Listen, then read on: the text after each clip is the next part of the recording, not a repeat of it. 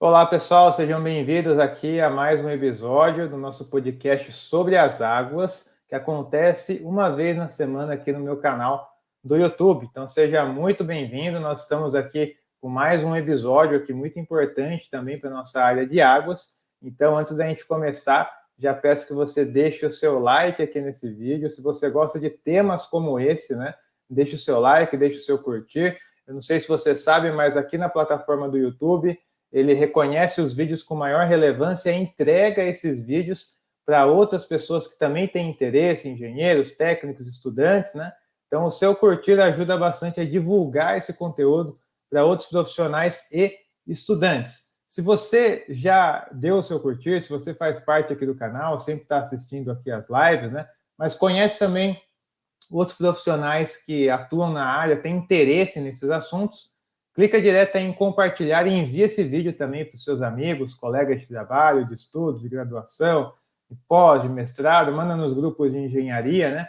Para que esse material também chegue a outras pessoas. Agora, se você não é inscrito aqui no canal ainda, clica no botãozinho aí de se inscrever, garanta a sua inscrição, ela é gratuita, ativa o seu sininho para você ser notificado. Uma vez na semana a gente posta vídeos aqui, né? Conteúdos, então, para você estar por dentro também dessas novidades aqui no canal, tá bom? Antes da gente começar também, pessoal, só queria destacar para vocês que nós estamos postando uma vez na semana também nosso site sobreasaguas.com, tá? Um site /blog, onde a gente tem já diversos artigos técnicos dentro da área de água, né? Ensinando a fazer a primeira modelagem no REC-HMS, ensinando as equações de tempo de concentração, ensinando a calcular canal e muito mais. Então, depois você visita lá o site sobreasaguas.com e você pode acessar, então, esse conteúdo também gratuito por lá, né, esses artigos completos que estão disponíveis lá no site. Eu vou deixar o link também nas descrições aqui, na descrição desse vídeo, tá certo? Então, para a gente começar já esse episódio de hoje, eu queria chamar aqui na sala, né, o Walter Colichou.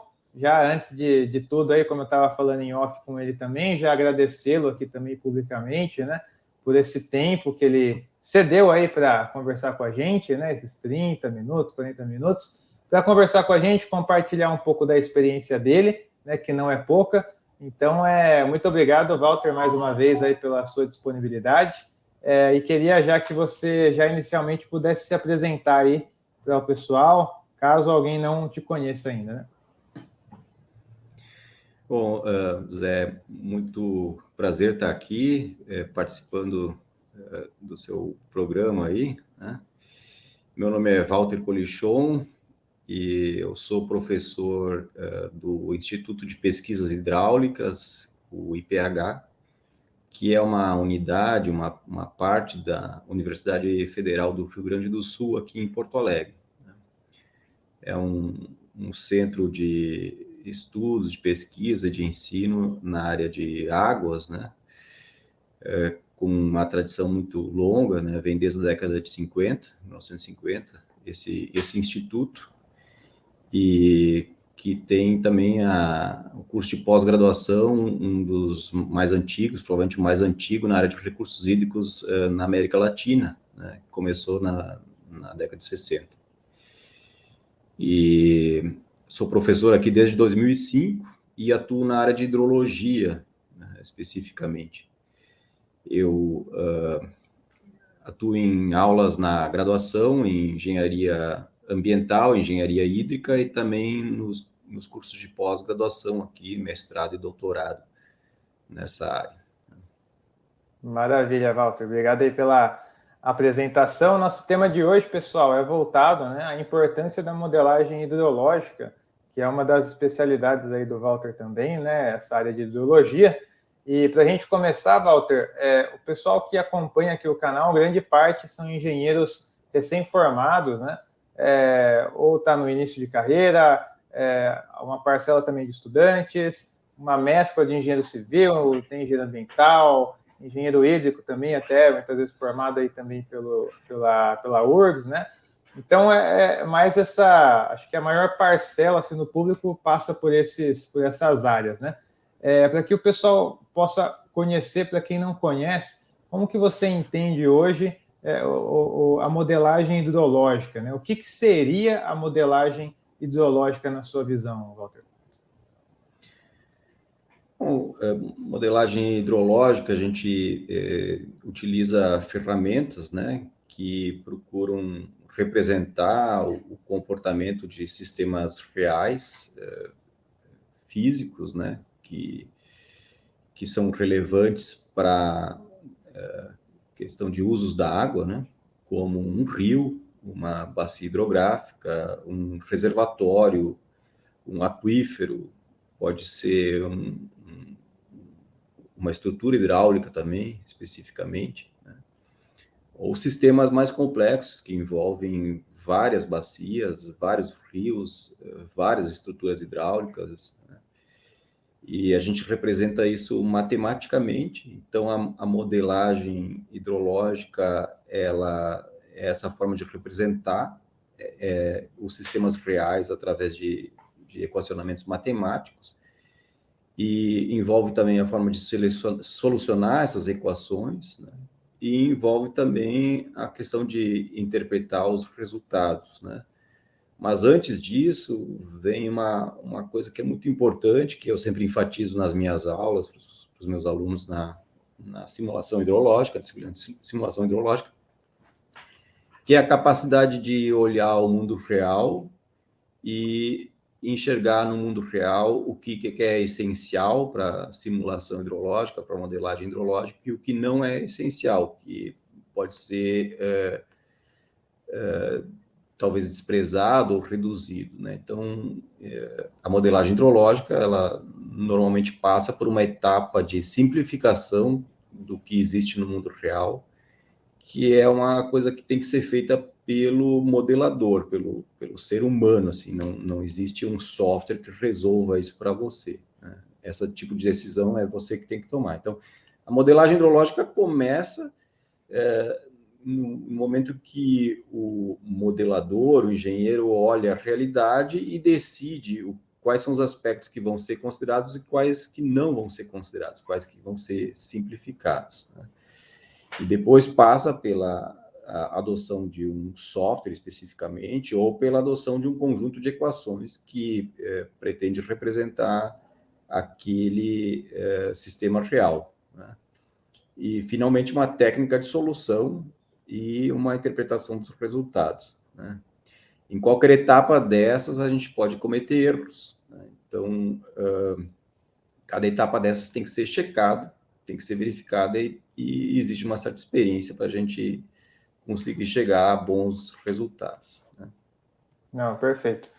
Dentro desse processo, né, de avaliar a natureza, ver os pontos principais para serem ali introduzidos no modelo, utilizar uma ferramenta, né, um software, mas tendo sempre essa visão do engenheiro por trás, como o modelador mesmo ali do processo, a gente chega nos resultados, né, obviamente. E na sua visão, qual que está sendo a importância dessa modelagem hidrológica nos dias atuais para projetos? Que tipos de projetos que são mais utilizados essas modelagens? Quais são os tipos de resultados que se espera, né, desse processo? Como que você tem visto hoje assim essa aplicação na prática, assim, Walter? A gente utiliza modelos para responder questões do tipo: qual é a vazão que pode acontecer num determinado local, qual é a vazão máxima que pode acontecer num determinado local, né? Qual é a vazão que pode acontecer aqui nesse local daqui a 3 dias, né? Que é a previsão em tempo real, em que a gente utiliza muito a modelagem hidrológica, né? E a gente também tenta responder perguntas do tipo: o que vai mudar nesse sistema caso eu introduza esse tipo de modificação, né? E essa modificação poderia ser, por exemplo, um aterro, né, que pode mudar o escoamento em um determinado trecho do rio, pode ser um desvio de um rio, né, e vai mudar o comportamento hidráulico daquele rio, pode ser uma alteração da bacia hidrográfica, a introdução, por exemplo, de um reservatório na cabeceira de uma bacia, pode modificar tempo da propagação da onda de cheia, pode ter uma atenuação da onda de cheia, como essa onda de cheia vai interagir com o restante da bacia, e o que vai representar essa modificação em algum ponto ajusante, né? Da mesma forma, a gente também pode imaginar cenários, né, do futuro, né? Então, nesse ponto, a modelagem hidrológica tem sido muito utilizada hoje em dia para fazer estimativas de qual pode ser a alteração da vazão em função de alterações climáticas, por exemplo, né? Vazões extremas, vazões médias e outras situações. A gente pode utilizar a modelagem hidrológica também para estimar o que vai acontecer em situações que não foram registradas ainda, por exemplo, cheias decorrentes de chuvas ainda não presenciadas no histórico, né? Chuvas maiores do que as piores chuvas que já aconteceram, né? A precipitação máxima provável, por exemplo, implica na utilização de um modelo hidrológico para estimar a cheia máxima provável, enchente máxima provável também, né? E outras situações também que a gente tem utilizado hoje em dia é para analisar eventos que aconteceram num passado tão remoto que a gente tem pouca informação também. Então, cheias que aconteceram, sei lá, 100 anos atrás, por exemplo, né? Aqui no Brasil, em geral, a gente tem pouca informação sobre isso. Então, para analisar o que realmente aconteceu, será que pode acontecer novamente? Então, a modelagem hidrológica também é uma ferramenta útil nesse tipo de situação. Uhum. Não, legal. Uma coisa é certa, né? A modelagem ela pode atender vários requisitos práticos ali, né? Responder vários tipos de perguntas, né? Dependendo do projeto ou da consultoria que vai ser prestada e na necessidade de cada consultoria, né? Dentro desse cenário, Walter, de ler, né, a realidade, ter um modelador que vai filtrar os pontos principais para utilizar uma ferramenta, uma sequência de equações, para desenvolver esse modelo que vai responder ali as perguntas necessárias para aquela consultoria, para aquele caso em questão. O que você enxerga hoje, talvez como elementos principais, né, para quem quer entrar nessa área, por exemplo, se desenvolver, né, nessa área, desenvolver os modelos também? O que você enxerga hoje como elementos básicos ou essenciais para a pessoa buscar, né, conhecimento desses elementos, tentar formar melhor esses elementos para entrar nessa área, se tornar um modelador, dar os primeiros passos, né, com os modelos hidrológicos, né? Você consegue enxergar ali alguns pontos, alguns pilares importantes? A minha carreira nessa área, Zé, ela começou no momento em que a gente, para fazer modelagem hidrológica, a gente tinha que ter um conhecimento um pouco mais aprofundado, assim, porque os softwares eles eram menos amigáveis e a disponibilidade de dados também era menor, né? Então, só para contextualizar, eu fiz a minha dissertação de mestrado sobre rompimento de barragens. Eu defendi meu mestrado em 97. Então, em 96, eu passei o ano estudando o modelo Dunbrake, né, que era um modelo que não tinha uma interface, a gente tinha que informar os dados de entrada em arquivos de entrada, em arquivos de texto, né? E o software processava isso e gerava arquivos de texto de saída. Aí a parte de fazer gráficos, interpretar o resultado, isso era uma tarefa que cabia ao usuário, assim. Então a gente tinha que ter um conhecimento bem mais profundo do que é que estava acontecendo ali. Não tinha mensagens de erro praticamente nenhuma, né? Alertas sobre delta X que deveria ser modificado, se o número de FRUD estava muito alto, se eventualmente estava com um escoamento instável, etc. Isso tudo a gente tinha que interpretar, né? E descobrir por conta própria, né?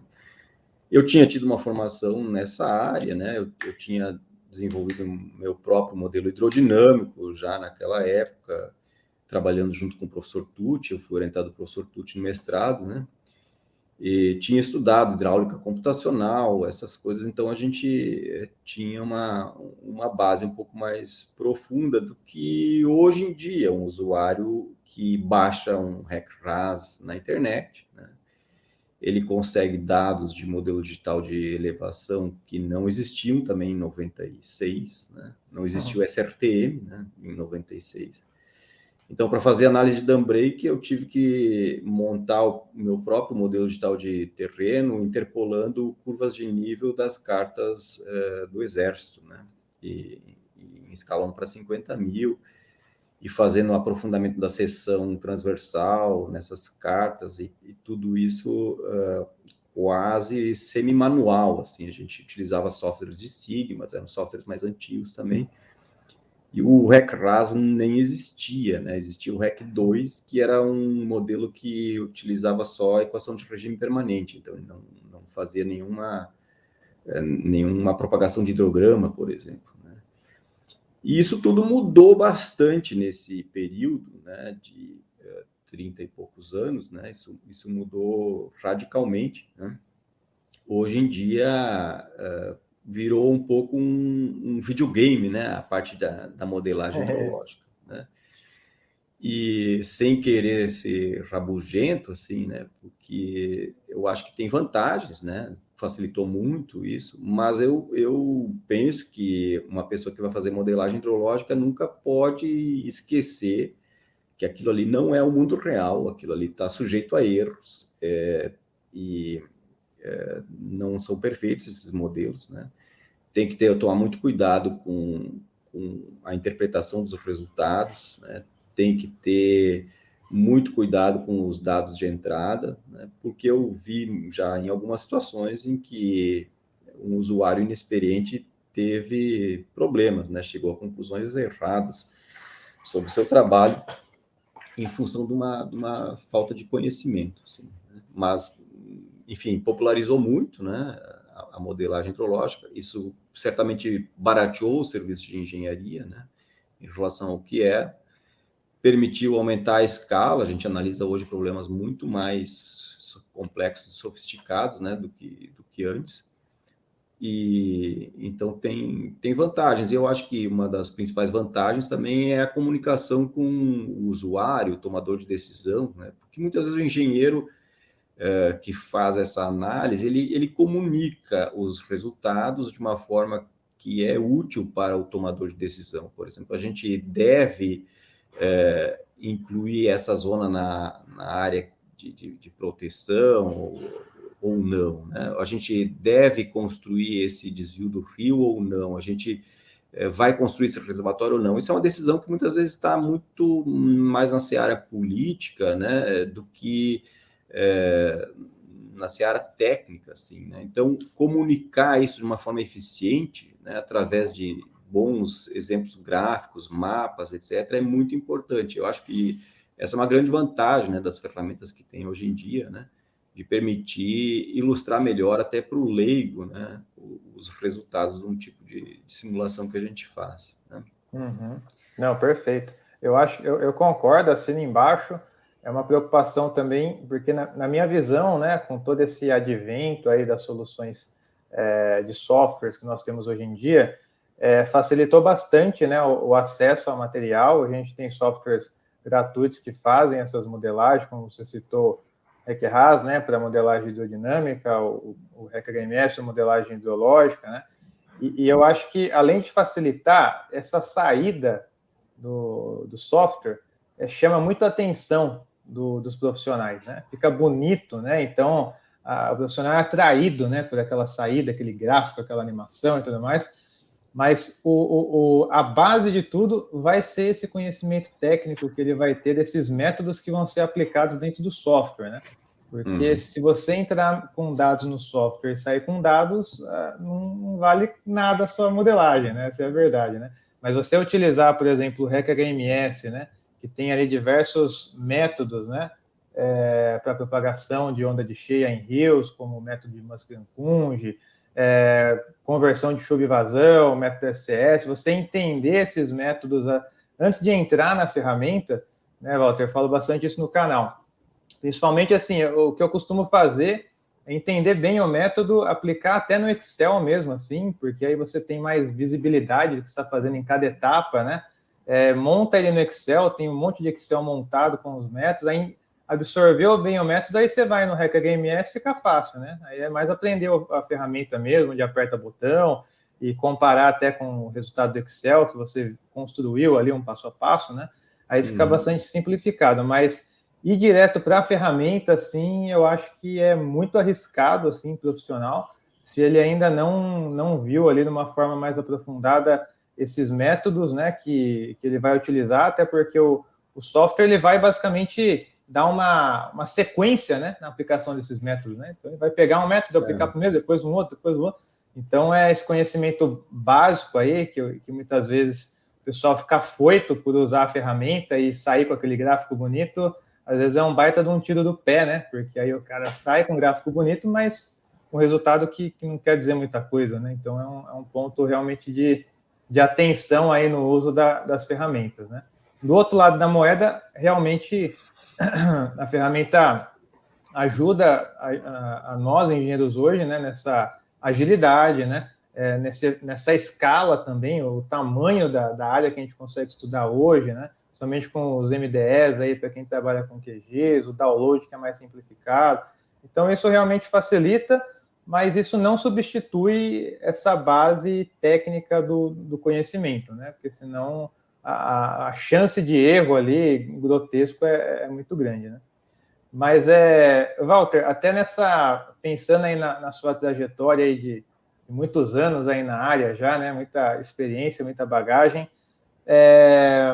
você consegue se recordar dentro dessa área de ideologia, de modelagem? Você começou comentando também no software que você ele era mais programável, vamos colocar assim, né, que você entrava com arquivos de texto, né, para ele ler o arquivo de texto, né, passou por todas essas dificuldades, mas olhando, né, para trás, assim, o que você enxerga, né, talvez ali como um ponto ali de um desafio muito grande que você viveu nessa área até hoje, assim, você consegue olhar para trás e destacar algum ponto, né, olhar algum ponto de destaque que realmente foi muito complicado para você na época? Eu pergunto isso porque muitos que estão começando acabam esbarrando em um ponto mais difícil, né, do processo do aprendizado, algo do tipo, e acaba desanimando, assim, né? Você consegue olhar para trás e ver algum ponto de destaque, de dificuldade mais complexo que você teve que passar, algo do tipo? Eu não sei, aí não sei responder se teve algum ponto assim que me pareceu mais complicado. Assim, eu acho que quando a gente entra na pós-graduação, por exemplo, a gente às vezes se pergunta, né, se está indo para o caminho certo ou não, etc., né? Eu, na verdade, estudei engenharia para não ser professor, né? E eu não queria ser professor, então fui estudar engenharia, né? Mas acabou que, ao longo da minha trajetória, né, foi me parecendo mais atrativo fazer a pós-graduação, né? E acho que o doutorado é um momento que a gente tem muitas dúvidas, assim, para que caminho vai andar, etc. Então, foi talvez um dos momentos difíceis, assim, né? No mestrado, eu trabalhei com modelagem de ondas de cheia em decorrência de rompimento de barragens, e eu usei um software que é o Dawnbreak, né? O Dawnbreak é um software que hoje em dia não é mais muito utilizado, mas ele tinha soluções muito interessantes que mais tarde foram adotadas também no próprio HackRAS, né? E funcionava muito bem, né? Tanto é que eu consegui terminar minha dissertação e virar mestre, né? E paralelo eu tinha desenvolvido algumas coisas de software e tudo mais, né? E no doutorado eu enveredei para um caminho diferente, eu desenvolvi o modelo MGB, né, um modelo de grandes bacias, que é um modelo hidrológico chuva-vazão distribuído para grandes bacias hidrográficas, né?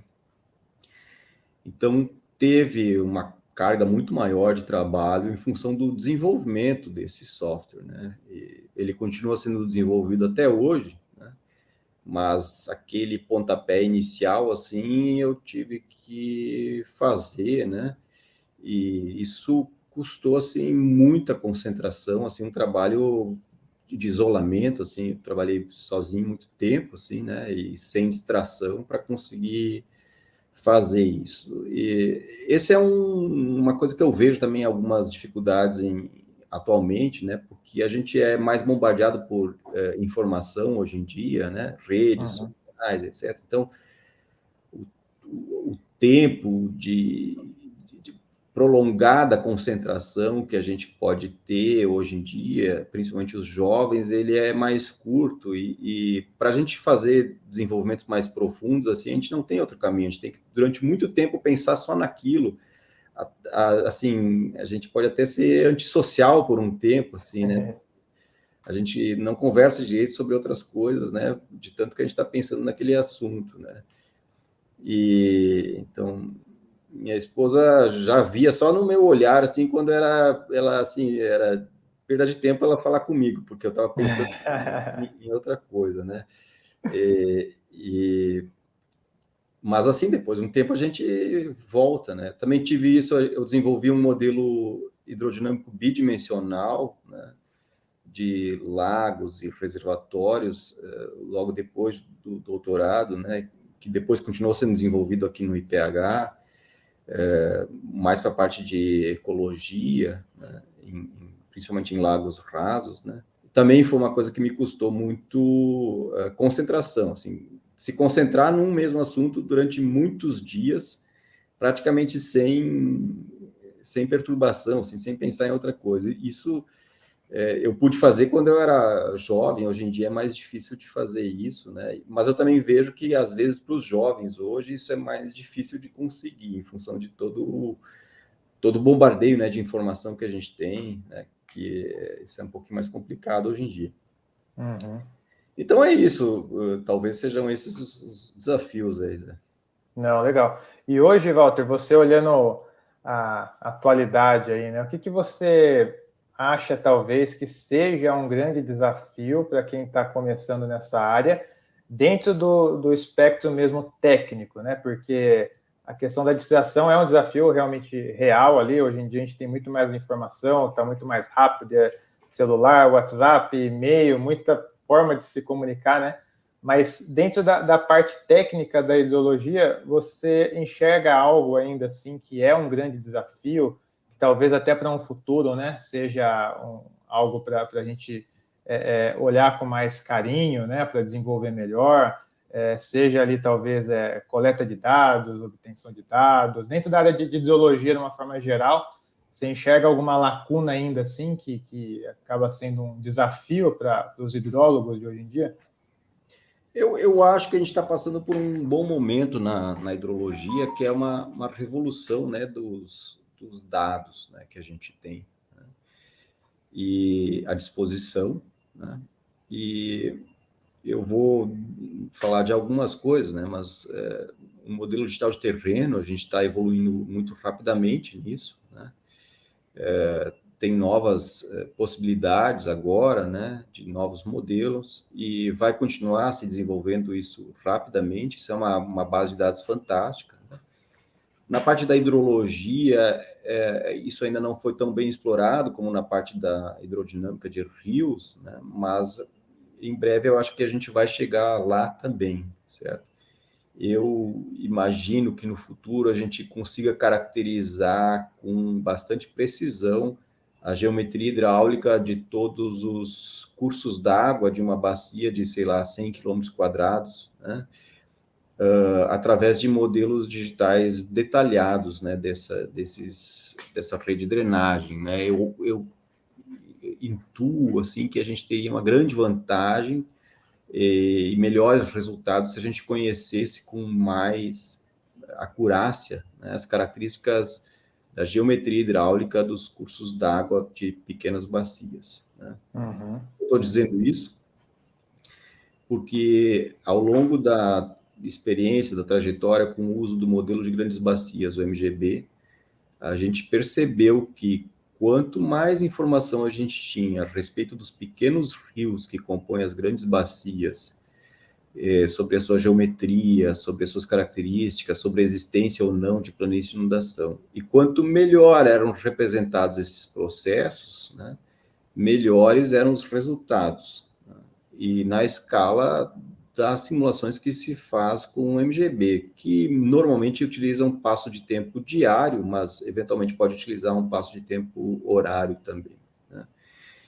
Então, a importância do detalhe das características dentro da bacia foi ficando mais claro para mim. E eu acredito que a mesma coisa deveria acontecer na escala de bacias menores, como uma bacia de 1.000 km², bacia de 100 km², uma bacia de 10 km², que interessa mais para questões de drenagem, obras de infraestrutura, etc., né?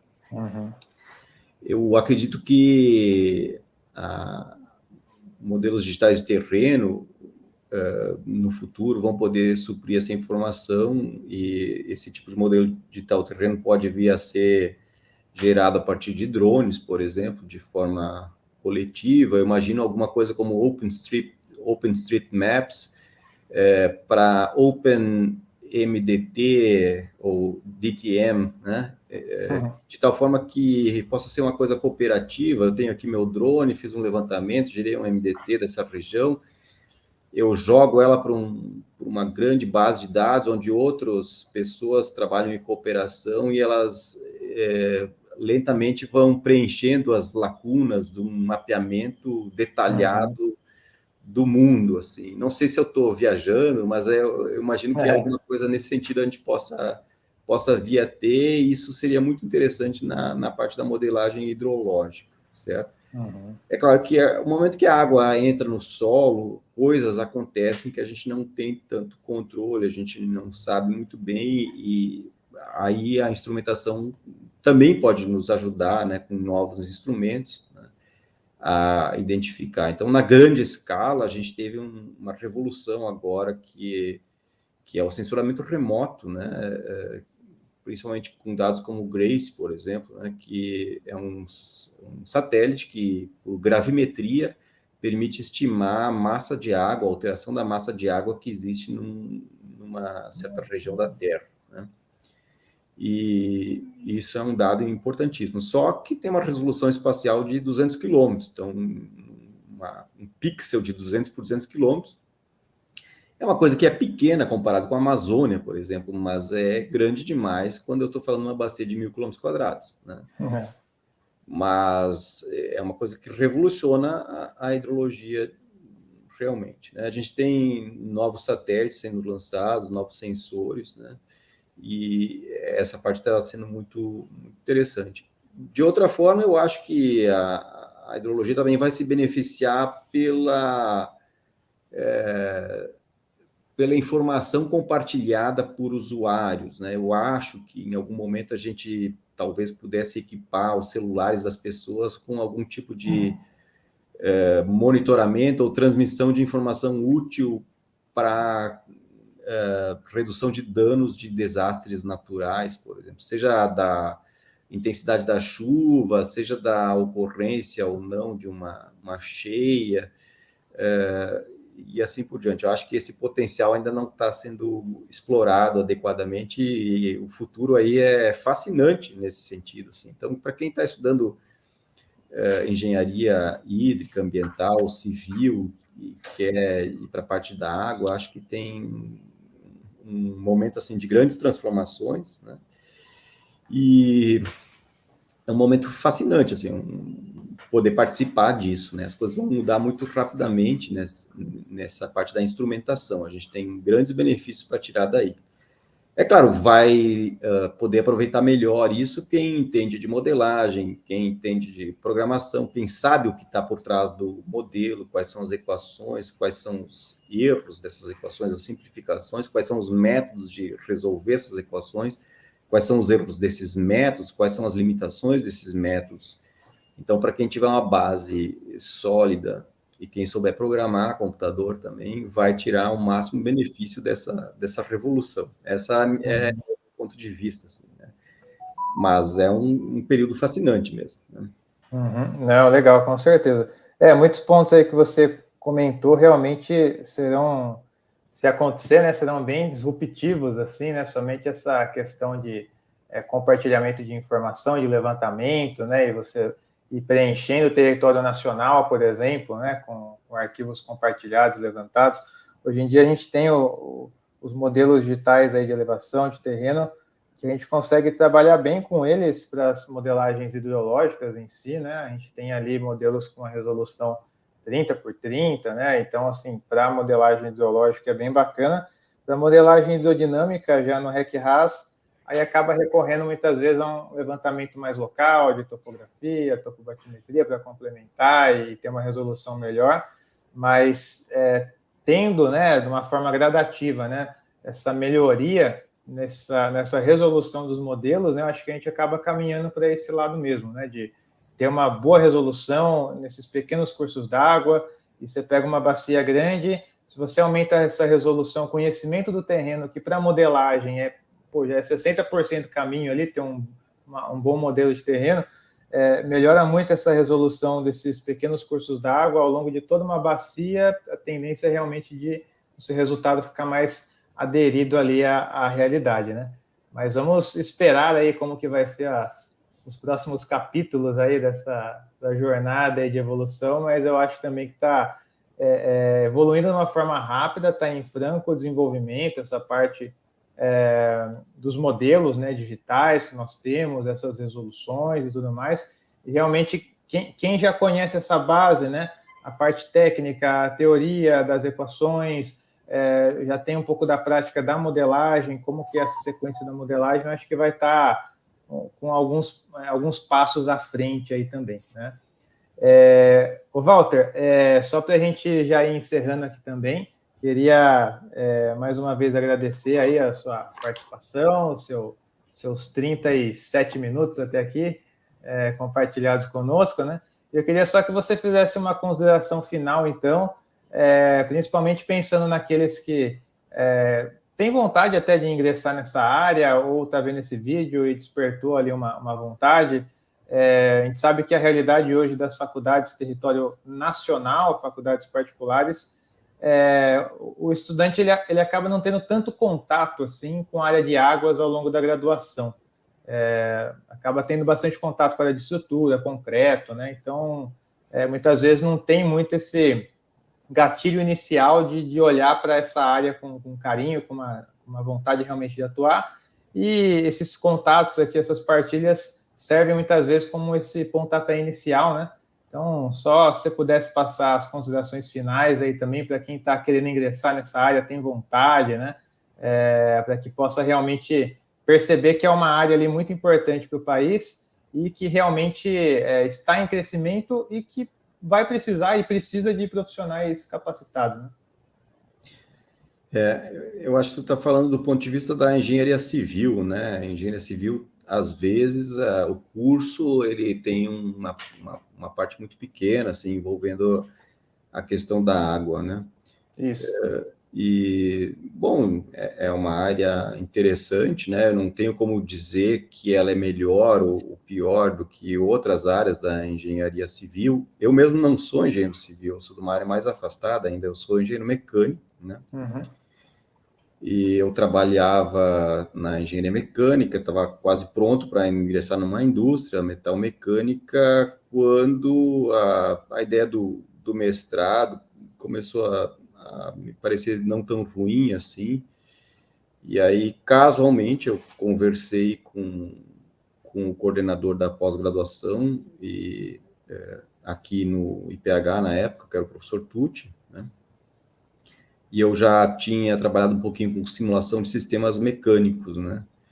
E fluido-mecânicos e mecânicos. E aí ele, conversando com ele, ele disse que era uma área que se trabalhava muito também na parte de água, só que em vez de ser sistemas artificiais, né, sistemas construídos pelo homem, eram sistemas naturais, né? isso para mim foi uma senha, assim, de mudar, né? de partir para essa área e me empenhei muito, assim, para iniciar nesse estudo, porque para mim foi muito atrativo isso, poder trabalhar com simulação e modelagem de sistemas naturais, lagos, reservatórios, rios e bacias hidrográficas, né? Então, é uma questão de paixão também, né? Não tem como dizer que é melhor ou pior do que outras áreas, mas a gente pode olhar, assim, um cenário, assim, né? A água, ela é um fator relevante para o desenvolvimento, para o bem-estar das pessoas, ela possivelmente pode faltar em alguns lugares, certamente a gente vai ter conflitos no futuro em função de usos da água, né? A gente pode ter conflitos também em função de eventos hidrológicos extremos, né? E cheias, etc. Então, possivelmente é uma área que a gente vai continuar tendo problemas e por isso a gente vai continuar a precisar de engenheiros, a gente vai continuar precisando de engenheiros para resolver esses problemas, trabalhar tecnicamente na discussão sobre possíveis soluções, né? Então, eu acho que é uma área promissora, né? Uma possibilidade que deve ser considerada. E para os engenheiros hídricos e engenheiros ambientais, que você também falou que acompanha esse canal, né? Normalmente a área de águas já é uma parte mais importante, né, dentro dos cursos dessas pessoas, né? Então, eles já conhecem melhor para poder avaliar, assim, né? Não, legal, show de bola. Walter, mais uma vez aí, obrigado aí pela disponibilidade, por ter compartilhado um pouco da sua visão aqui. Tenho certeza que vai somar aí na vida de muitos que vão assistir esse vídeo, né? Que estão começando, que têm interesse na área, que até atuam, né?